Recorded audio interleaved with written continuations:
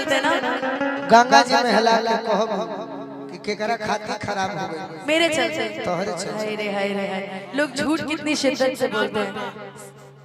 गोलू भैया आपका एक गाना आया है गम का, देखिए वो सामने फरमाइशी दौर में। अरे की जिंदगी में जो घोर लुए जा तो अपना पगला के होई दिलवा काहे तोड़े लुए जा। कौन कारण तू करेलु बेवफाई अब पूछल झूठो सच देवेलु सफाई। अपन बदल जइबुए हो हर जाई सोचल लगे लग जा फटी जाई। अब तो सर के ओढ़े लुए जा तो अपन जनुआ के होई दिलवा काहे। लेकिन आपके इस गाने से गाना मैच करते हुए मिलता है कि हमारा से प्यार कैल दूसरा से सदिया गहिलु ससुर बतू दे के दर्दिया निमन जिंदगी के बरबदिया अपन पियावा के संगे चलई भवधिया कि केहू तहरा नियन बेवफा नाम नाई के बाकी जा जा तहरा गइला के गम नाई के अदेले बाड़ू सुखवा उहे कम नहीं खे कि बाकी जा जा तहरा गइला के गम नहीं खे अदेले बड़ा सुखवा कम नहीं खे। लेकिन दिल में तो रहबू भलही भाग से बिछिलबू करी है काली माई ता जरूर भूलबू। हमारे यहाँ गोलघर की काली माई भी बहुत मछली करी है भगवान तो जरूर फिर मिलबू। दूर नहीं आ रही नहीं आ खत्म नहीं खे। बाकी आज तो कहलू हन कि काहे हम बर्बाद होके पड़ल बनी। अगर गोलू राजा जीवन में बर्बाद हो जाई है ऐसा सब नहीं खे ताकि होइबो करी है ते कर मुख अपराधी। हाय रे कितना सफाई से झूठ बोल रहे हैं रे। यही से कहनी कि तहरा मोहब्बत में जिंदगी खराब हो गई।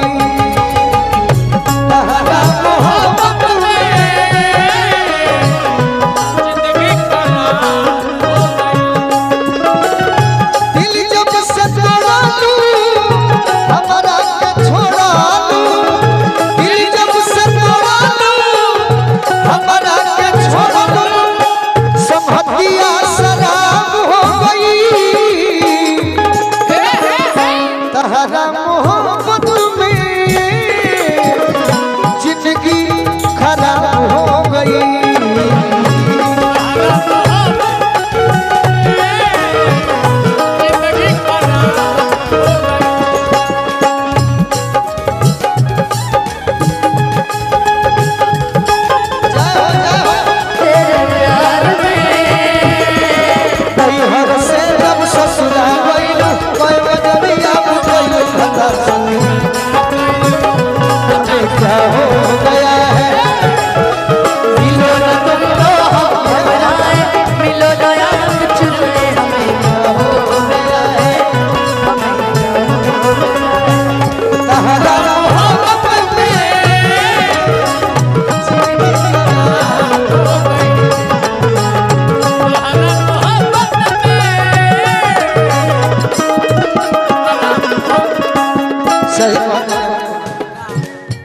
जब हमारा गोली लागल है तो अनुपमा से नए नए भेंट भइलो भरी मित्र छोड़ के कोनो चीज से हमरा यारी ना।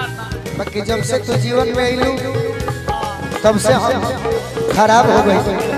नहीं आप गलत बोल रहे हैं। पता है आपकी कमी क्या है? बोलो आज बताइए। की याद सताए शराब पी लेना, शराब पी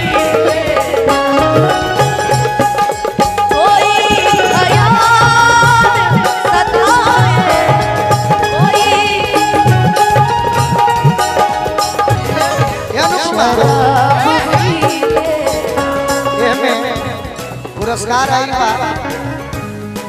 वीर बहादुर सिंह जी के सुपुत्र फतेह बहादुर सिंह जी आज से 11 साल 12 साल पहले कैंपियरगंज विधानसभा में जौना घड़ी घड़ी छाप से चुनाव लड़ल गए रहे छोटू छलिया जी, खेसारी लाल जी, अजीत आनंद जी के संगे संगे मंत्री जी के बड़ा प्रिय मंजीत सिंह जी बानी दिल्ली में ठेकेदारी करेनी, तो उहे मंत्री जी बानी अभी उत्तर प्रदेश सरकार में फतेह बहादुर सिंह जी के तरफ से हमें 50-50 मिल में बात में ठीक बात लिख ले ले याद में जब जब खोइले तन्हा तड़प के रोइले सोहेला बेकरारी तो दारू पी के सोइले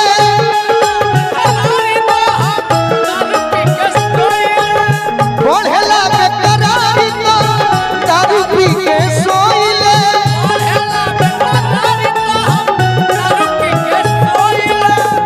मंत्री जी के भतीजा फतेह बहादुर सिंह जी के भतीजा आदित्य सिंह जी की ओर से बहुत बहुत आशीर्वाद एहू में बा समझ लीजिए एक के बार में बस ले हमरा चिंता नहीं अब तो बम्बिया किया में लौके सुरतिया अब तो बम्बिया किया में लौके सुरतिया मिलनवा ख्वाब हो गई तो कुछ कहने तो प्यार में डुबा के बर्बाद करके भेजबू का बिहार में कि तहरा मोहब्बत में एक और हम गाना बोले रही है पर कि तू ही जब रहबू ना तई जान कौन काम के रही तेरी वो बातें वो चाहत की रस्में झूठे थे वादे या झूठी कसमें जाने तमन्ना क्या ये सच है बस इतना कह दे क्या ये जिंदगानी है बस तेरी कहानी है क्या ये जिंदगानी है बस तेरी कहानी है चाहा है तुझको चाहूंगी हरदम मर के भी दिल से ये प्यार न होगा गम तेरी याद जो आती है आंसू बहते हैं हमको मिलन होगा पल पल ये कहते हैं क्या ये जिंदगानी है बस तेरी कहानी है बस तहरा मोहब्बत में जिंदगी खराब हो गई तहरा मोहब्बत में दुल्हे जी के बड़े भाई आशुतोष सिंह